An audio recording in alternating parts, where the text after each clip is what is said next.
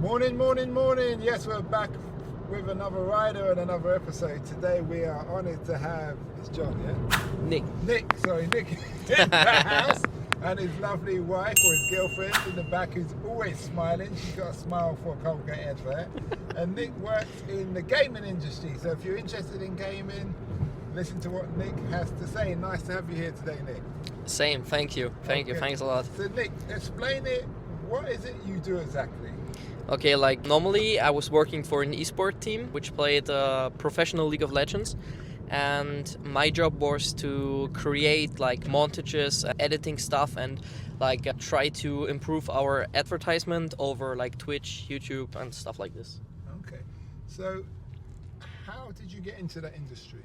I was playing one of the most like famous shooters in Germany or overall. It's called Counterstrike. Okay. And I was playing for like in a small friend group, and after this I was like more connected to the scene. Like we were watching a lot of live streams and stuff, and so I got introduced to like an esport clan, an esport team. Were you playing online originally? Yes. Okay. Online.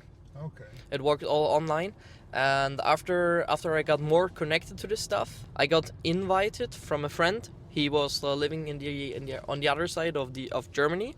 And he introduced me to like video editing and like photography, and so it got like all combined. And after I got more used to like creating videos and stuff like this, I was getting like an offer to work for free in my free time, but like to get invited to all the offline events, because in esport it's like same like in a football league.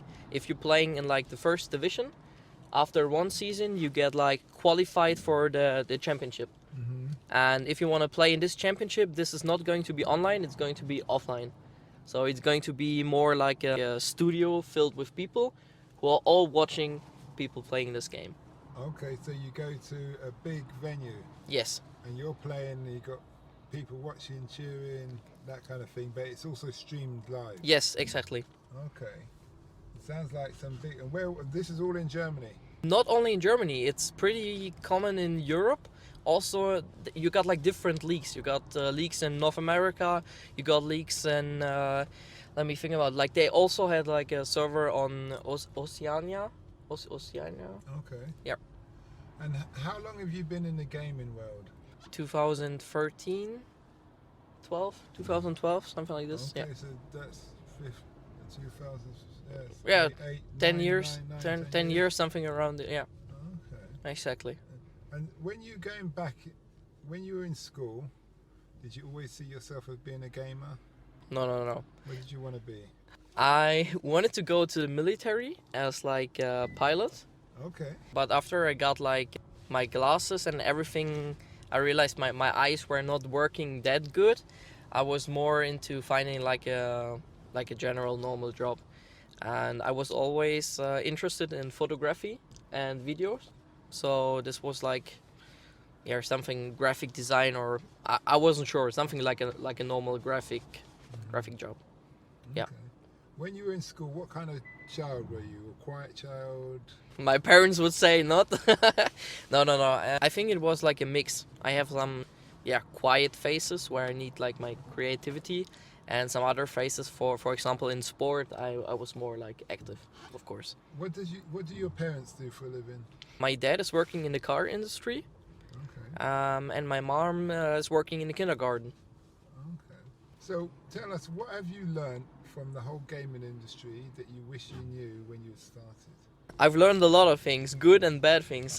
I think it's a good thing to like get more and more evolved in the media scene. Like, you've seen a lot of stuff which you can do in the future, like your company is improving, the advertisement is improving, and people are enjoying their hobby, and they also can live from this hobby. I think this is like a good thing. Bad thing is, because it's a new project, like it's a really, really new thing, I think it's not like a general payment thing. You have a lot of organizations who are abusing like the young people who are trying to reach the top on a video game, for example.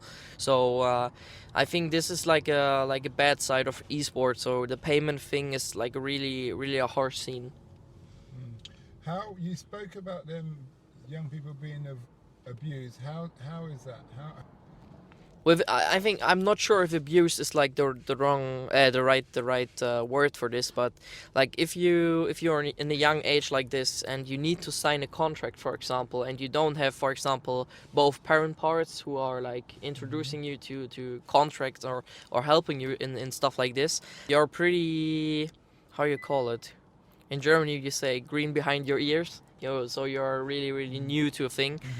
And if you're getting, for example, 18 years old, you're allowed to write contracts for your own, like sign contracts for your own.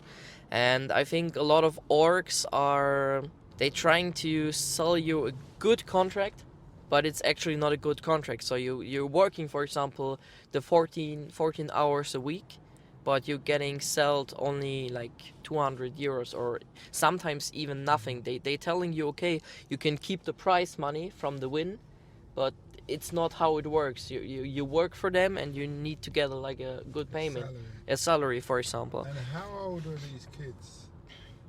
How old are the people who are being mistreated? And the reason why I ask, because obviously European law talks about minors working, and if minors the gaming industry is probably run by children, like children play the games. So they can't be seen to pay a 13-year-old a salary. Like, I can only talk about the League of Legends scenes. Like, the most people who are starting getting scouted, for example, for bigger orgs are always starting at like 15, 16 to get in the academy team. And later on, the official contracts are only available when you're 18. So you're also only allowed to play on stage when you're 18. There are some small gray zones where you can, for example, play one game on stage with like a different timing or stuff like this. So or when your parents are signing some extra agreement or something like this. But normally you should be 18. Yeah. Like the average pro players are between 18 and 21. Okay, so it's a short life. It is. Esport is a really short time. All right, two questions out of that. How can those young people avoid being exploited, and why is it a short life? Okay, I will start with the second question, the short life. I think because it's like a really popular and growing thing, organizations are trying to change as much as possible. If something is not working out, for example, one player is not fitting in the team, they just snap with the finger and they change him, for example. So they change like the roster, the team roster. So I think they have like a lot of pressure, and because of this pressure, even for the organization, they trying to change, and this is sometimes not the right way to go. So this is my answer for your second question. The first question is, there are a lot of friends of mine who are started a eSport Player Foundation, for example. This is like an organization who is like an agent who works like an agency. So young players can contact them, and they are trying to connect them to like an organization, and they're also taking care of the contracts and stuff like this. And before there was nothing like this. There was no point to reach for help or something like this. What if you could change anything through your experiences? What would that be, and why? For the esports scene? Yeah. Anything regarding your industry you've been. I think I would split the salaries, like on general, because the pro players and like the really pro scene, it's starting to get like in football. Like players are getting huge amount of salary. Excuse me, yeah. No, don't worry. Players are getting a huge amount of salary, and the staff who's working behind is getting really paid less. For example, a manager who is trying to organize everything for them.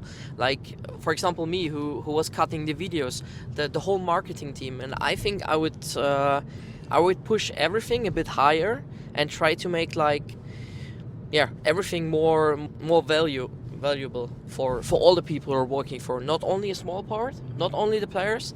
I would take care of the players and of the whole organization. That would be the dream. You've been in the industry for 9 to 10 years. Excuse me. How How has it changed over that time?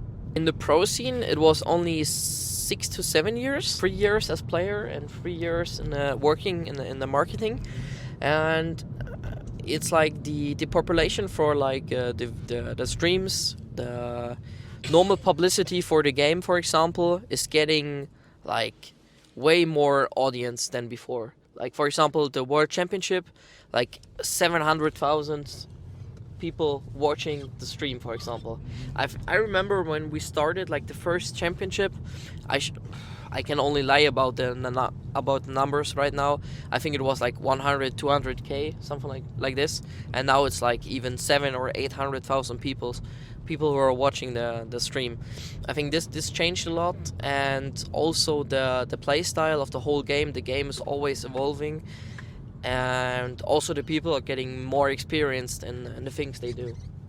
So even in the work, even in the planning, in the organization, on events and stuff, I think this evolved a lot. What do you think the future of gaming is? In general, or in the really esports scene, like in the competitive scene? Okay, like for the competitive scene, I think it's getting more organized. I hope it's not getting like a football system, for example, like in a football league. I hope it still keeps the gaming esport nuance, you know what I mean? I hope this keeps or stays like this. For the normal gaming, I have no idea. I think they are always going to the VR thing and trying to push the VR and metaverse stuff, I guess, something like this, but no idea, really no idea how the gaming industry will change. Do you like the idea of the gaming industry going over to the metaverse? My opinion, no, because it was a hard step to publish this kind of hobby and work in the normal generation, or even the older generation, and I think it's no. In my opinion, it should not stay, or it should not go into the metaverse. No. Isn't that part of innovation though? It is, but it's a wider audience, and it could be said that it will split into two. You'll get the die-harders who will be like yourself, and you'll get the new and involved. I know it's just my opinion. For me, I really like the thought about staying at home with my friends, watching the live stream, or even staying on being on the event, watching the event, and not watching it like in VR or no. It's just my opinion. Have you heard about? Obviously, this kind of comes in with gaming. I interviewed a lady, and she there's a VR suit that yes. when you touch another person's avatar, you can feel what they feel. And her, just not to be a bit naughty, but her reason why she was a gamer, but she was an adult gamer. So basically, she was meeting people and having sex online via the avatar and feeling the sensations through the suit and the goggles. There's always a market for weird stuff like this.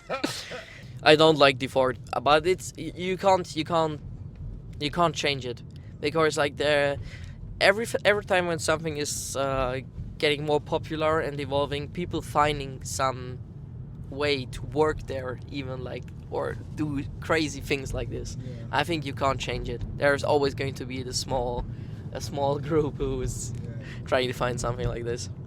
Okay, that's good. How on another night, what do you think of London? Right now, I pretty enjoy the weather, and it's pretty cool right now. Like for now on, it's my first time and looks pretty good. Okay. Till now.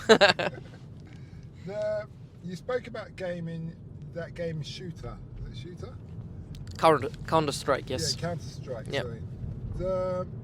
Do you prefer war games? Do you prefer like gangster games? Do you prefer football? And why? For me, I'm only playing two games, or like two type of games. It's like the classical ego shooter game, like Call of Duty, for example, or Counter-Strike, Valorant. These are like the three main games. And the other genre is MMORPGs. It's called League of Legends, where I was working in, and these are the only type of games I play. Like there is no like role game like World of Warcraft or stuff like this. How long is it taking you to become a master at playing games? I would not say I'm a master. I'm playing like on a really high rank in these games, but I'm not on the highest. Like there's always a ranking system, and for example, I'm playing the third highest rank in League of Legends. And third highest? Yeah, there are like more groups right now. Like there are Master, Grandmaster, Challenger. These are like the 3 top teams where they are scouting. The top. Challenger's the top, yeah, for example. And I was playing one below, it's called Diamond. Like if you reach Diamond, you can climb from Diamond 4, Diamond 3, Diamond 2, Diamond 1, and then to Master, for example. And then you go Master 1, Master 2, Master 3. No, you only go Master, Grandmaster, Challenger. So these 3 highest ranks only got the one stage, for example. And then you get to Challenger at the top. Yes, the top. I'm not sure right now. The top 500 from Grandmaster are getting into Challenger. I think they even lowered the pool right now. I'm not quite sure. I'm not that active anymore. Okay. So you've got some work to put in, but you're good. Yes, I would say I'm above average. Yes. Okay, that's good. But it also took like I was playing this game since release, like since the beta. I was playing since I think 2010 or 2011, something like this. I started to play the game, and I think the first achievement I got was like after 6 years. Really? Yeah. So Season 6 or season 7, yeah. Some real dedication then. Yeah. And commitment. Yeah, exactly. But it was only the only game I was playing. There was no other thing like World of Warcraft or the classical things. How long have you been with your lovely lady? It's 1.5 years. In February, it's getting 2 years. Is she a gamer as well? No, she got no connection to the scene. Okay, so you have to balance your time wisely. Exactly. That's why I said I'm not that active anymore. Like, that's also a good thing in the pro scene. If you're watching these people, for example, these young people, they're playing hours of hours every day, and it's all about to keep up the grind to stay on the top. Yeah, that's also a bad side of the scene, for example, or of the gaming thing. You're wasting a lot of time. If you have children, would you encourage them getting into the gaming scene? Definitely, yes. Okay. I think so, yes. Would you encourage them to do it professionally? No. I think you always need to check, like, to have a good balance between, like, a gaming thing and a real life thing. For example, like playing football, handball, doing some sports stuff, or whatever they want. And for the other side, if you want to relax and play some games, you will have the point where you see if the child is getting good into like the game, for example, or if he's playing casual, like if you just want to have fun, for example, like single player games or whatever. Yeah, I would take like a check on this. Tell us about your actual job, because you said you market it on YouTube, yeah? Yes. So how do you decide what pieces to market and how? It depends, because now I'm in the marketing, but I'm doing video and photo stuff, and there is like a different company. So I'm the one who is producing the videos and the photography stuff, but I'm not the one who is like putting them into the advertising. So these are like different companies who's doing only advertising. So for example, I was trying to reach someone, for example, who is putting my videos in front of something, for example.